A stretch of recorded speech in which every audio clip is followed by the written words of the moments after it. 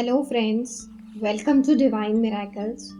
आइए हम अपनी किताब ईश्वर के साथ बातचीत में आगे बढ़ते हैं, जिसमें लेखक कहते हैं, उफ, इस तीसरे बिंदु पर आपने मुझे अटका दिया। प्रेम ही सब कुछ कैसे हो सकता है, जबकि भय ही ऊर्जा की तरह खींच रहा हो। ईश्वर, प्रेम ही परम सत्य है, यही एकमेव सत्य है, यही सब कुछ है।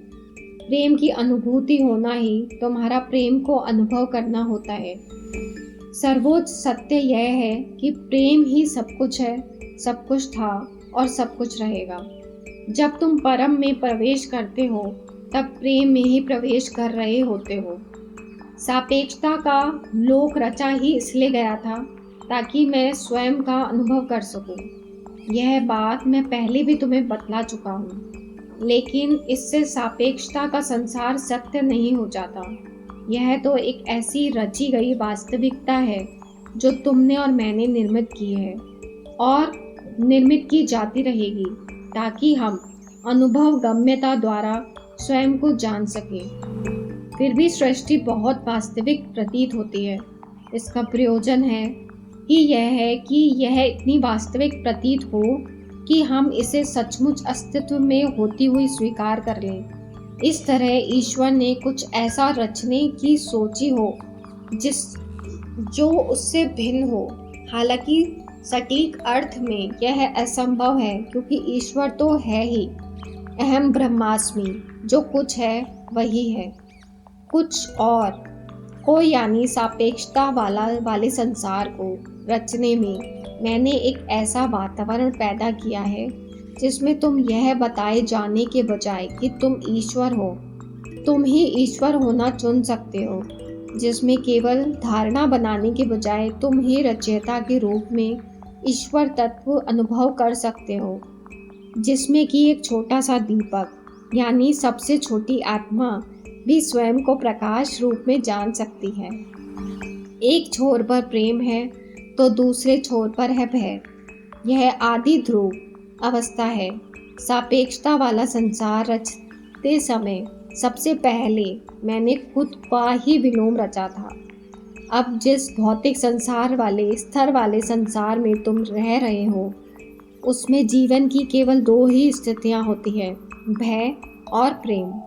जिन विचारों की जड़ भय में रहती है, वे भौतिक स्तर पर एक प्रकार की अभिव्यक्ति करते हैं, और जिन विचारों की जड़ प्रेम में रहती है, वे दूसरी प्रकार की अभिव्यक्ति प्रकट करते हैं। इस धरती पर अब तक जो प्रभुत्व जन हुए हैं, उन्होंने सापेक्ष संसार के इस रहस्य का अन्वेषण कर लिया था, लेकिन उसकी वास्तविकता को मानने से इनकार कर दिया था।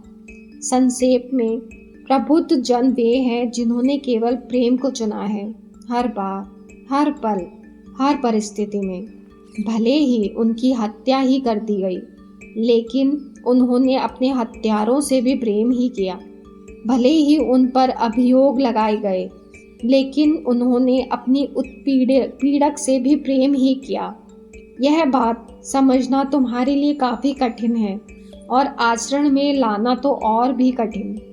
फिर भी यही वह बात है जिसे हर प्रभुत्व व्यक्ति ने हमेशा ही किया है। भले ही उसका दर्शन कोई सा भी रहा हो, उसकी परिपाटी कोई सी भी रही हो और उसका धर्म कोई सा भी रहा हो, लेकिन हर प्रबुद्ध व्यक्ति ने किया यही है। यह उदाहरण और यह पाठ तुमको बहुत अच्छी तरह बताया गया है, समय समय पर और बार बार बताया गया है, हर आयु में, हर जगह पर, जीवन पर्यंत और हर पल बताया गया है। इस सत्य को तुम्हारे सामने प्रस्तुत करने के लिए सृष्टि ने हर साधन का प्रयोग किया है। गीतों का, कहानियों का, कविताओं का, नृत्यों का, चलचित्रों का और ऐसे शब्द संयोजनों का जिन्हें तुम पुस्तक कहते हो। ऊंचे पहाड़ से इसे दहाड़ कर कहा गया है, निचले स्थान पर इसे फुसफुसाहट कर कहा गया है। उन तमाम रास्तों में यह सब गुंजायमान रहा है जिसके अनुभव में से इंसान गुजरा करता है। लेकिन फिर भी तुमने इसे सुना ही नहीं। और अब इस किताब में तुम ईश्वर से वही कुछ पूछ रहे हो जो वह तुम्हें असंख्य बार, असंख्य तरीकों से बता चुका है। तथापि मैं तुम्हें फिर से बताऊंगा, यही इस किताब में। लेकिन क्या इस बार तुम सुनोगे?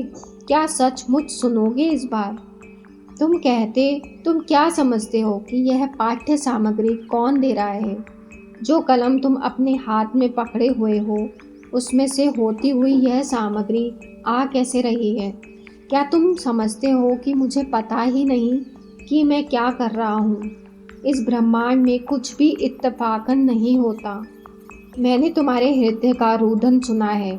मैंने तुम्हारी आत्मा की जिज्ञासा को देखा है। मैं जानता हूँ कि सत्य को तुमने कितनी गहराई से जानना चाहा है। दुख में भी तुम इसे पुकारते हो और सुख में भी। अंततः रूप से तुमने मुझसे अनुनय की है। अपने दर्शन कराइए, अपने बारे में बताइए, अपने आप को प्रकट कीजिए। वही मैं यहाँ कर रहा हूँ, और वह भी इतनी सरल तरह से कि तुम्हें कोई गलतफहमी ना रहे, इतनी सरल भाषा में कि तुम्हें कोई भ्रांति ना रहे, और इतने सरल शब्दों में कि तुम शब्दावली में ही उलझ कर न रह जाओ। तो अब आगे चलो, मुझसे कुछ भी पूछो, कुछ भी, कैसे भी हो, मैं तुम्हारे लिए जवाब का इंतजाम करूंगा। उसके लिए मैं पूरे ब्रह्मांड का इस्तेमाल करूंगा। इसलिए सतर्क रहो। यह किताब मेरा एकमात्र उपकरण नहीं है। तुम प्रश्न पूछ सकते हो, लेकिन फिर इस किताब को एक तरफ रख देना और ध्यानपूर्वक देखना, ध्यानपूर्वक सुनना। जो गीत तुम सुनो उसके शब्दों को, जो लेख तुम पढ़ो उसमें निहित सूचना को, जो फिल्म देखो उसकी पटकथा को, जो व्यक्ति तुम्हें मिले उसके मुंह से अचानक निकली किसी बात को, और अपने कानों में आती नदी के, समुद्र के, हवा के बहाव की फुसफुसाहट को। यह सब मेरे ही उपकरण हैं। ये सब रास्ते मेरी ओर ही जाते हैं। मैं तुमसे अवश्य बोलूँगा अगर तुम सुनोगे। मैं तुम तक आऊँगा अगर तुम बुलाओगे। मैं तुम्हें दिखाऊँगा कि मैं तो हमेशा यहीं था, हर तरह से। तो फ्रेंड्स, आज इतना ही।